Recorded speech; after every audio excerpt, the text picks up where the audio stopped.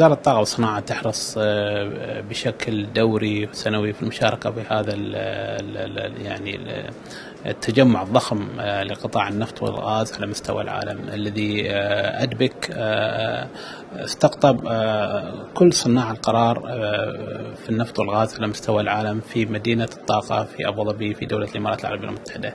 لا شك أن صناعة النفط والغاز تشهد تحول في مختلف المجالات، ونحن فخورين حقيقة بمتابعة أدنوك لهذا التحول، وسواء كان التحول باستخدام الذكاء الاصطناعي أو التحولات الأخرى من ناحية تنويع مصادر الطاقة مضاعفة الاستفادة من كل برميل نفط ينتج في دولة الإمارات.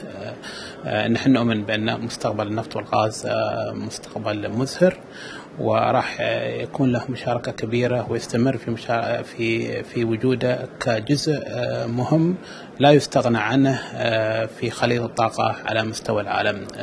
التقنيات الحديثة ساهمت حقيقة في زيادة استخدامات النفط والغاز في مختلف دول العالم، وهي تأتي ضمن أيضا جهود الأمم المتحدة وجهود العالم لمكافحة فقر الطاقة وإيصال الطاقة إلى مختلف مناطق العالم.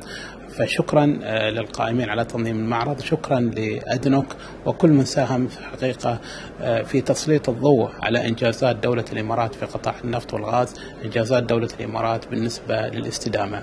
وزارة الطاقة والصناعة جزء من هذا العمل القائم، ونحن حقيقة فخورين بهذه المشاركة وهذا الحضور الكبير الذي تشهده هذه النسخة من أدبك 2019.